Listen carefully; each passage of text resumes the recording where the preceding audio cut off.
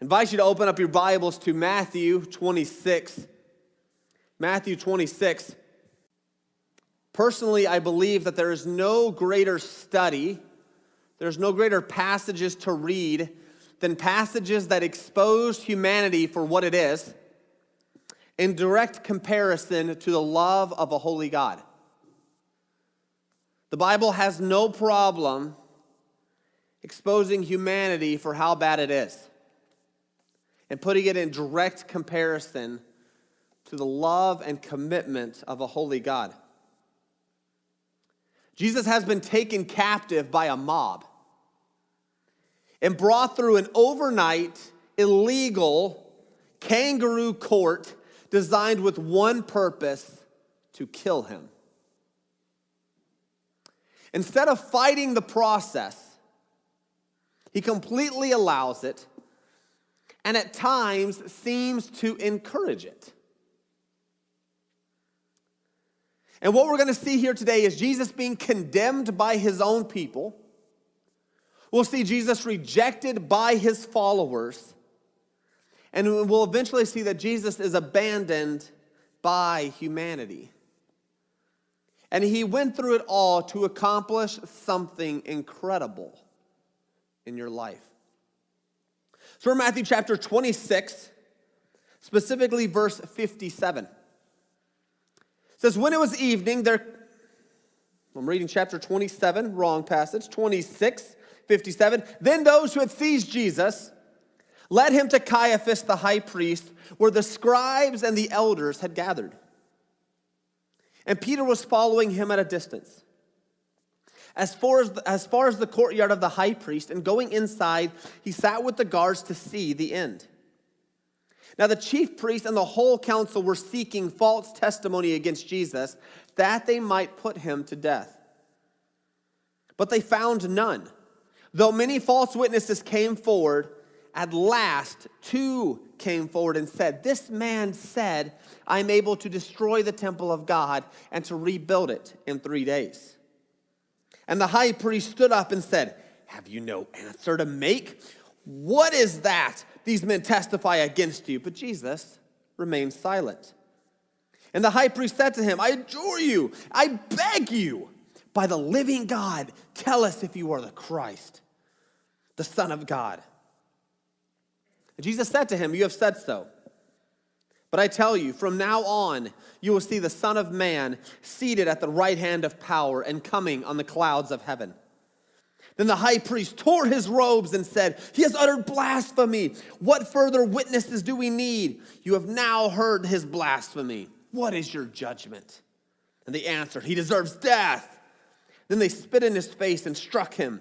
And some slapped him, saying, prophesy to us, you Christ. Who is it that struck you?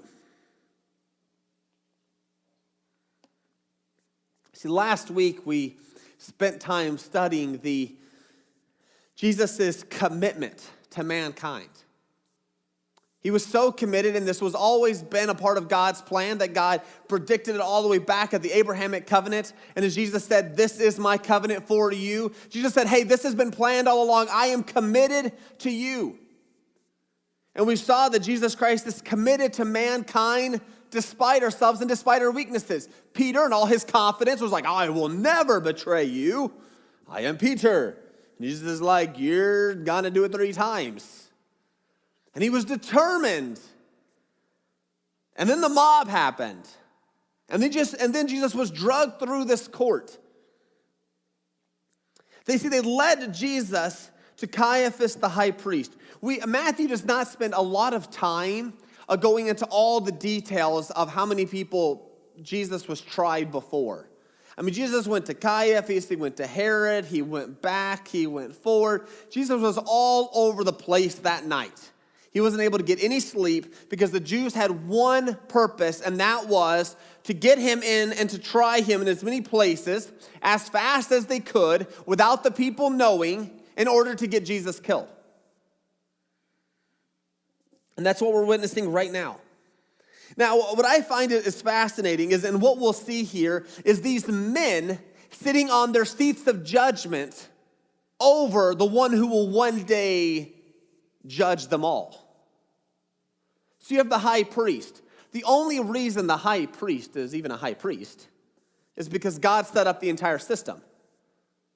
I mean, right? They would have still been stuck in Egypt in captivity unless God brought them out and rescued them. So this high priest, this position, so the high priest is a position that God created.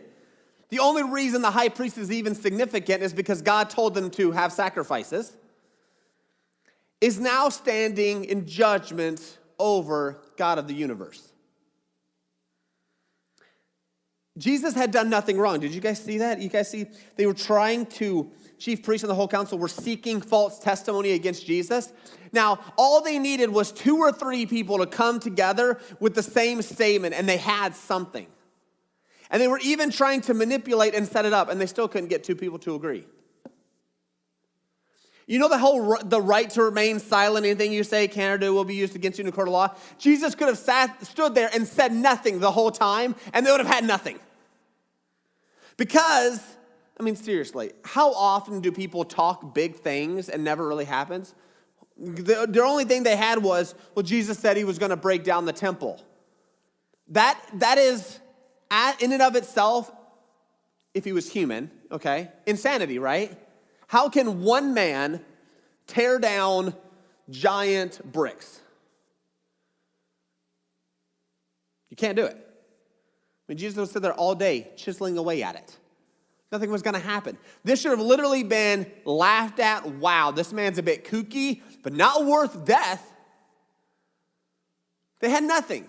So I honestly get this feeling that Jesus sort of helps them out a little bit. I mean, we know Jesus didn't feel, he felt sympathy and pity on them, but from the standpoint of this trial, even though they were doing everything illegal, and they brought in all these false people, they couldn't get it right. And so finally the chief priest had something, and he stood up, and he says, have you no answer to make with this accusation against you? Jesus remained silent, and so the high priest, as it says in verse 63, tried to come up with something else. He needed Jesus to say something that they could religiously hold against him, that they had cause there. And so he specifically asked him, are you the Christ, the Son of God?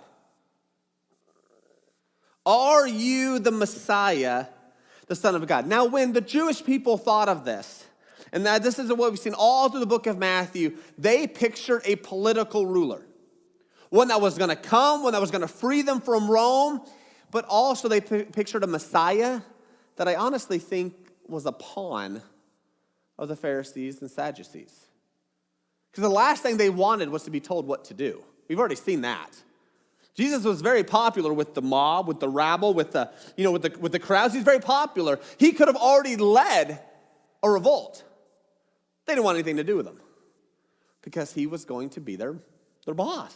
So they wanted a Messiah who was a political leader, but who was also a pawn that they could control. Sort of the opposite of what a Messiah is supposed to be, right? But that's how you can say one thing and totally want another. It's normal practice. And so he pins them on this one question. So he asks, are you the Christ, the Son of God? The high priest was thinking one way about this. And Jesus agrees with them, as he says in the first phrase, you have said so. So yes, Jesus said, I am, as you say, a political leader, a Messiah, who will one day free my people. One day. He had no intention of doing it here. One day he was going to do it. And he could have stopped right there. But then he keeps going. And he says, I tell you, but from now on, you will see the Son of Man seated at the right hand of power. This is like the only time power is used, like this setup for God the Father. But it was very, like an honorable way of saying, like the Father, God the Father. It's a very honorable way of saying God. And so I have the right hand of power and coming on the clouds of heaven. So Jesus says, yes, I am your Messiah. But not only that, I enjoy a special place seated at the right hand of God the Father, which is a unique, special place of privilege. So now he's also claiming a place of privilege with deity. And not only that, as he says in that last line, and coming on the clouds of heaven, one day, not only will I lead and free my people as the Messiah does, or the Messiah is supposed to do, I will be leading armies of angels. I am the Most High coming down to earth. And there are some people who claim that Jesus made no statement throughout his ministry, said no statements that equated himself with God. But if we spent 2 seconds to read it, how does the high priest react when he hears this? He tore a perfectly good set of clothes. I don't know what it is back in those days with tearing your clothes.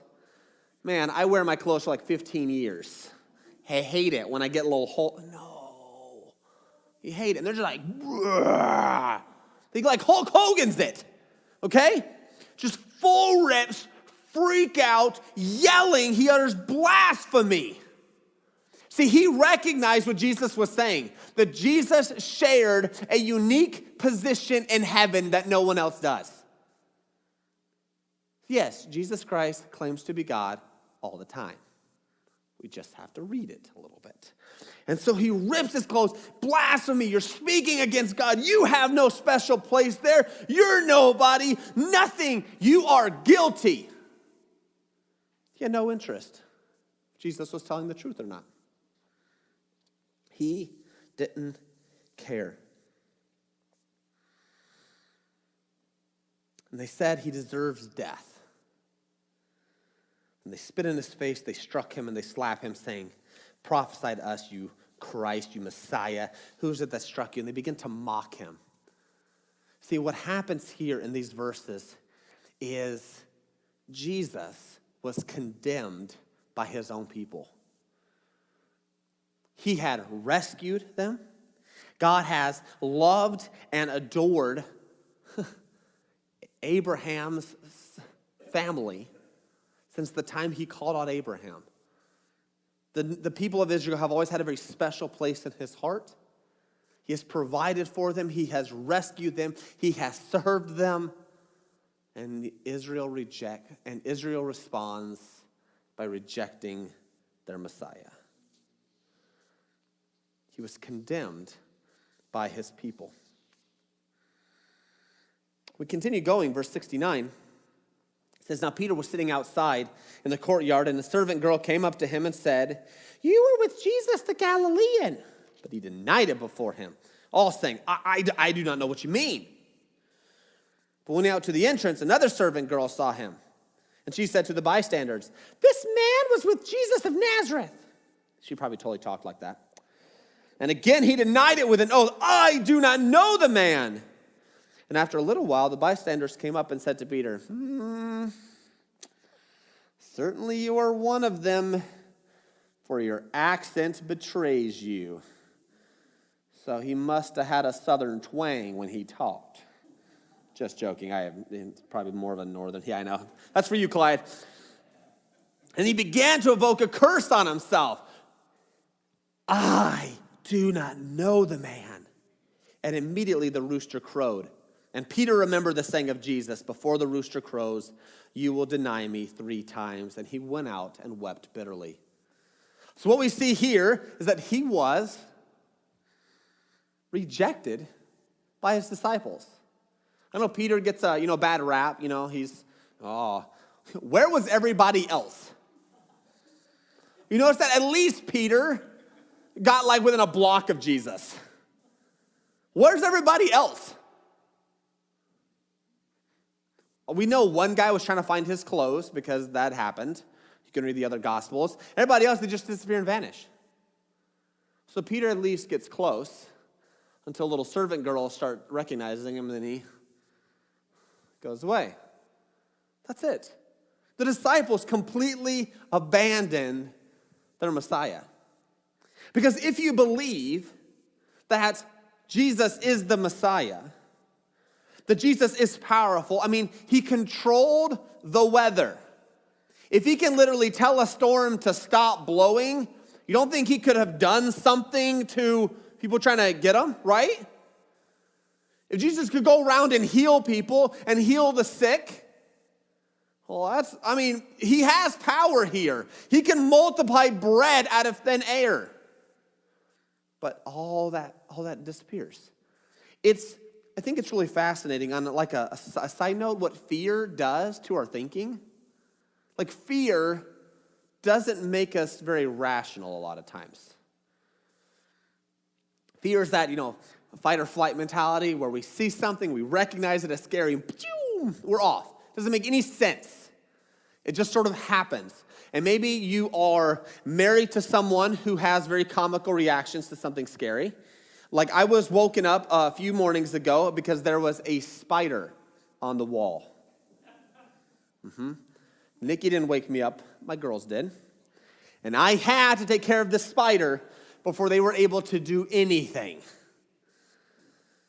Well, I took care of that spider, let me tell you. But fear makes you do weird things because seriously, if we look at a spider, do spiders jump out at you, like the Arachnophobia movie?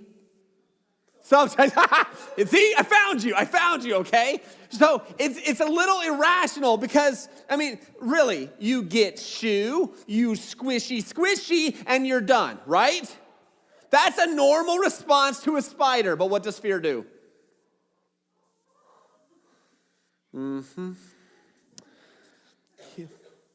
Because if Jesus is God, the most powerful person in the entire universe, does it make any sense to run away?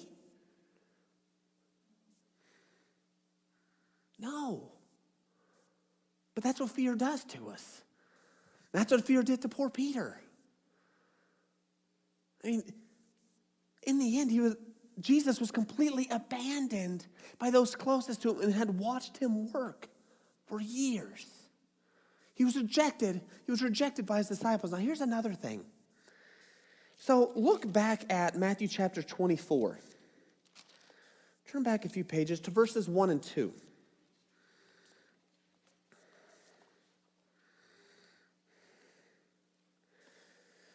And we started this when we started speaking about the Olivet Discourse, where Jesus, Jesus has just finished rebuking, the Pharisees and the religious system of Israel, and he's, walking away, and it says Jesus left the temple and was going away when his disciples came to point to him the buildings of the temple.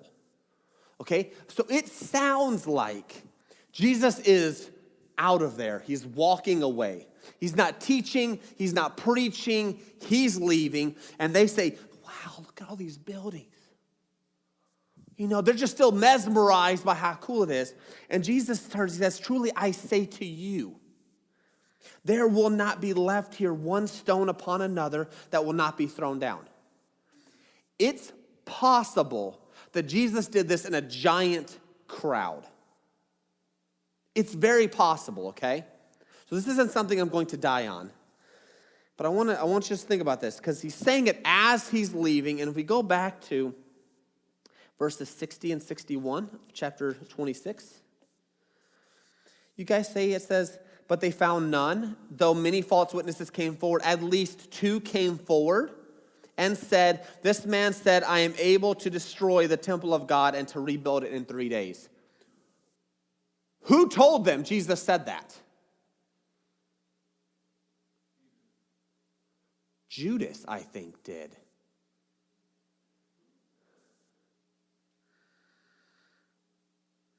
Just a thought. Because like I said, in a busy, crowded place, can you guys remember when you walk through the mall, are you really paying attention to anybody else? Really, come on, be honest. We don't spend our time eavesdropping into everybody else's conversations. Even if we did, we don't even remember it the next day. This has been a few days. It's quite possible that Judas was like, oh my goodness, I deliver him to you. You still can't figure it out. And he has at some point relayed and displayed, well, this is what Jesus has just said. I don't know. Ultimately, Jesus was rejected by his disciples. We keep going into Matthew chapter 27. We're going to skip ahead a little bit. I mean, you can go back and read verses 1 through 10 there, but it's Judas has felt guilty about what has played out, and he wants to go back and return his betrayal money. And they're like, nope, we don't want your blood money. And so then he goes out and he ends up hanging himself. So that's sort of like a parentheses to what's going on here. But look at verse 11. It says, now Jesus stood before the governor, and the governor asked him, are you the king of the Jews? And Jesus said, you have said so. So look at verse 2. It says, they bound him and led him away and delivered him over to Pilate, the governor. He was the governor or the prefect of Judea. He was the Roman representative. He controlled the Roman legions. This guy was the guy you wanted to, keep on his good list. Right? And they've already done all these illegal trials and brought him back and forth, etc. But here's the thing. In all their trials, they still didn't have the power to get him killed. They had to convince somebody else to do it. And so they delivered him over to Pilate the governor. And Pilate was not an idiot. You can look at the historical stuff, and he was an idiot, but he honestly, I think, hated to be in Jerusalem. He might have heard some stuff about Jesus, but he really didn't care about the whole religious thing. He just wanted people to pay their taxes and seriously stop creating problems over nothing, which is what the Jewish people really enjoy doing. It's actually recorded, and just so I can verify this, it's actually recorded that, the Romans had their symbols and emblems and stuff they had on their flags and their banners and stuff as they marched, okay? Very similar to the United States flying its American flag, things like that. They had symbols and representations of them. And the Jewish people were really firmly against anything that represented sort of a worshiping of the emperor. And so the Roman legions would march, typically with their stuff, and the Jewish people would freak out, saying, oh, you're trying to make us worship this and everything else. And so the Jewish people started to riot. And they started to get crowds and crowds and crowds and crowds. And they started growing until Pilate's like, oh, my word, forget this. And he gets his legions. He surrounds the mob. And he doesn't do the whole peaceful protest thing our American police does. He just says this. If you won't shut up, we're just going to kill you all. And the Jews are like, okie dokie then. Problem dispersed. He had no problem using his legions to shut up a bunch of Jewish people who were freaking out and rebelling. He had no problem doing that whatsoever. So this wasn't anything new. He wasn't scared of the crowds. He wasn't, oh no, they're going to riot. Oh no, I'll just kill them all. He was trying to figure out if this is worth the problem or not, all right? And so the first thing in the morning, you guys, it's quite possible that he was still drinking his Roman Starbucks coffee.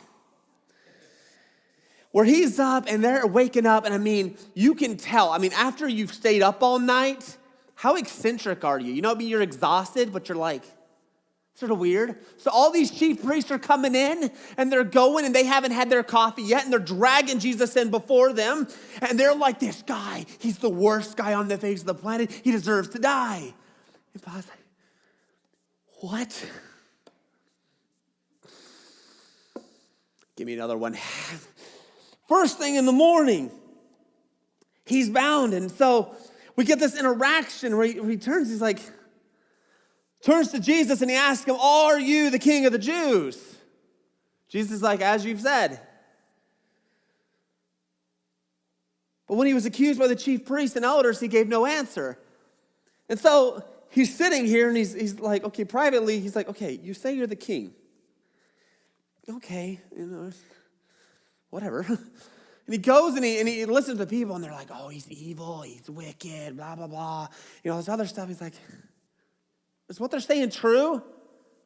You have the right to remain silent. See, Jesus could have been quiet the whole time. There have been no problems.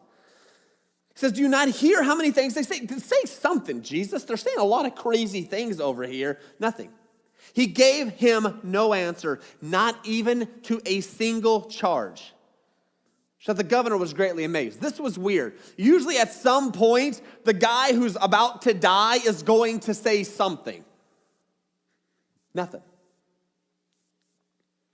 So now at the feast, the governor was accustomed to release for the crowd any one prisoner whom they wanted. And they had then a notorious prisoner called Barabbas. And so if we think about it, we know that Jesus Christ was hung with two people, one on each side. All right? So let's just imagine for a sec there was three people in line to be crucified, okay? You have Barabbas, you have, these thieves. And so he goes and he's like, pick Barabbas. Worst possible fellow you can ever imagine. He was a thug, he led a rebellion, and he was a murderer.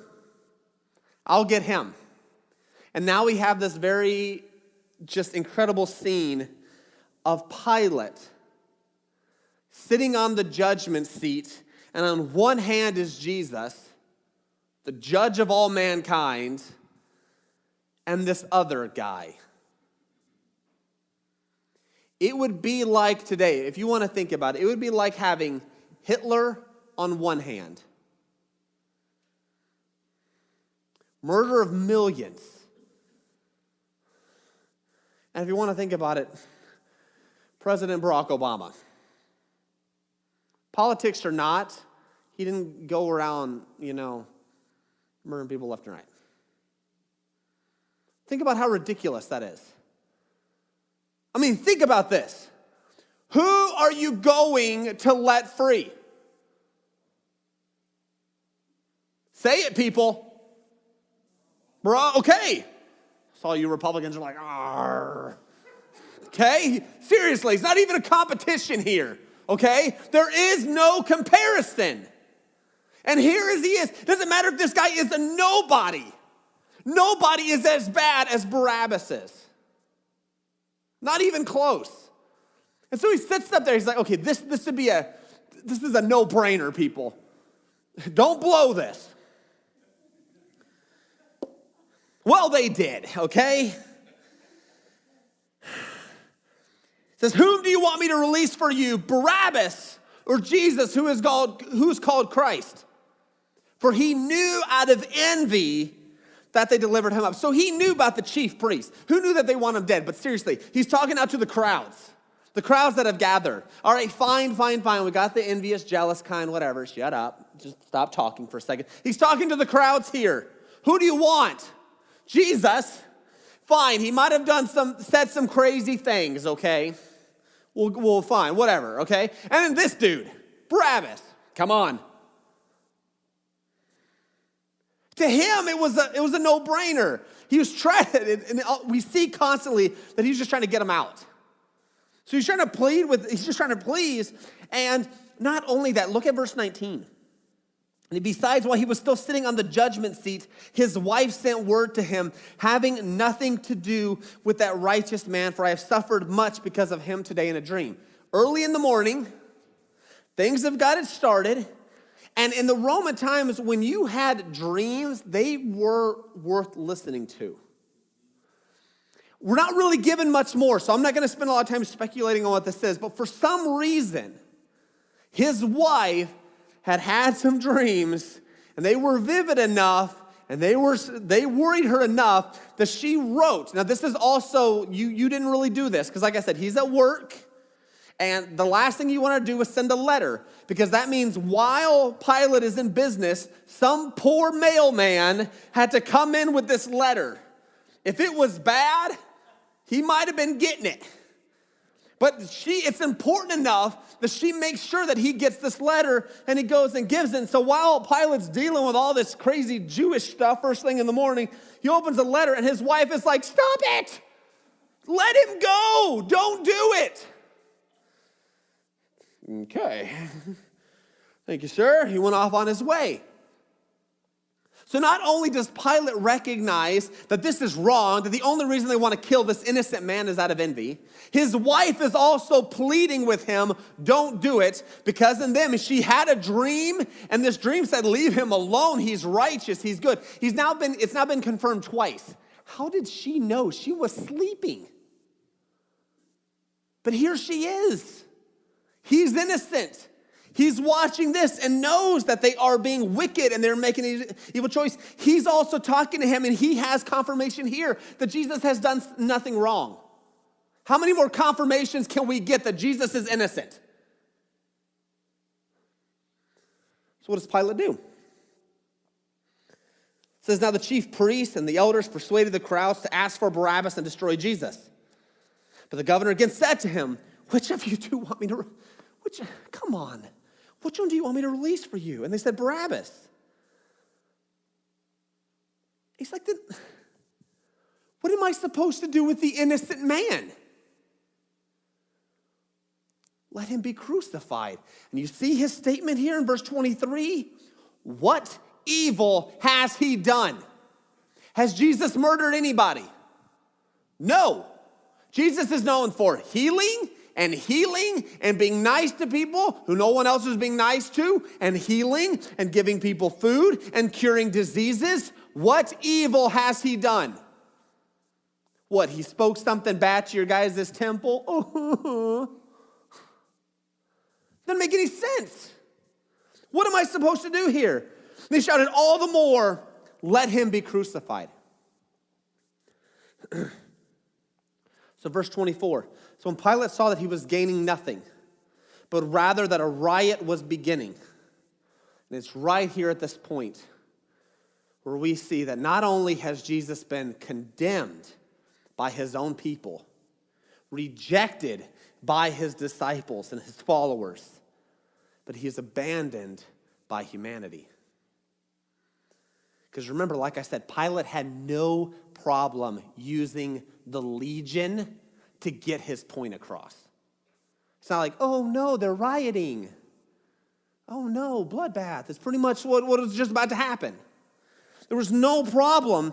Here he says, he's washed it. He says he took water and washes his hands before the crowd, saying, I am innocent of this man's blood. See to it to yourselves. So it's like, whatever.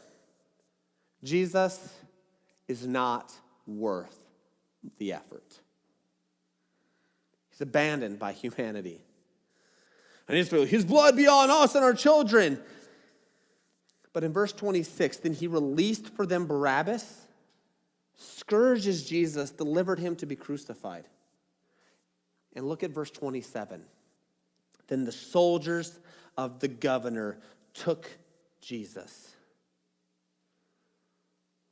See, Pilate said he was innocent, but whose men are they? They're Pilate's. Pilate chose to let his men kill someone he knew was innocent, his wife had said was innocent, and he knew it was just a political play. He was abandoned by humanity. That was mankind's last shot of making the right choice. It's not like Pilate had been pushed into a corner where he couldn't get out. He could have made the choice and said, Jesus is innocent. And if any of you have a problem with that, there's my legion. Walk through them, if you would, on your way out the door.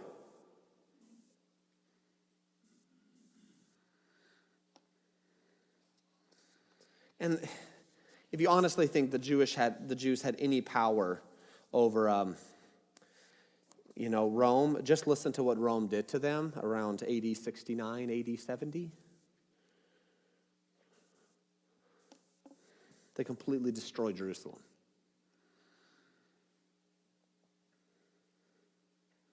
Pilate judged that Jesus wasn't worth the time, and he abandons him. And it says in Isaiah chapter 53, if you guys want to turn back a few chapters, okay? It's in the Old Testament, roughly in the middle of your Bibles.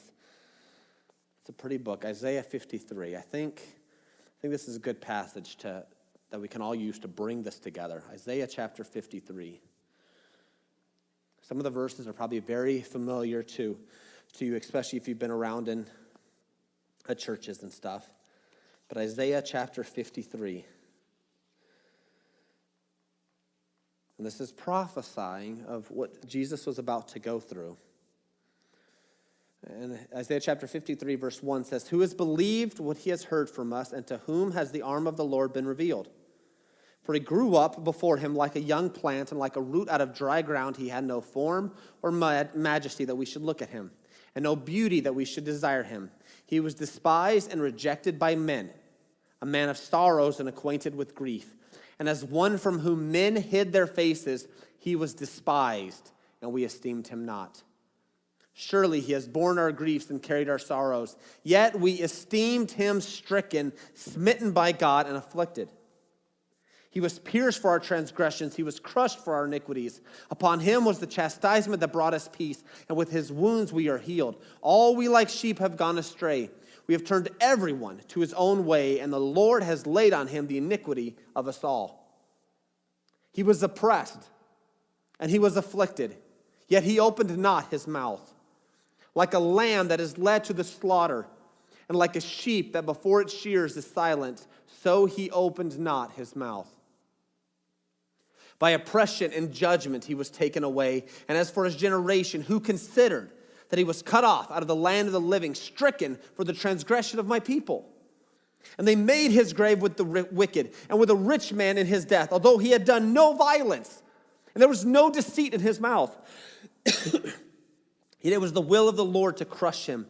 He has put him to grief when his soul makes an offering for guilt.